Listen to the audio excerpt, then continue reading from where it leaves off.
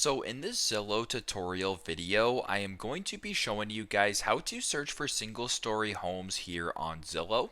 So the first thing you have to do is open up the Zillow application. Once that is done, go to the bottom left and press on the search icon to go into the search screen.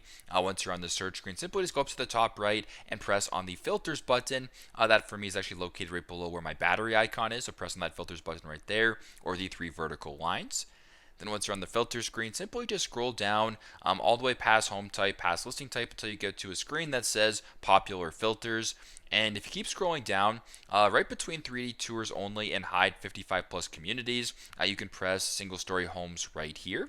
So what this will do is actually just show you guys single story homes that are being listed here on Zillow. So once that is done, go to the bottom and press on see results. And there you go. Pretty straightforward. That is how you guys can search for single story homes here on Zillow. Thanks again for watching, and I hope this video helps.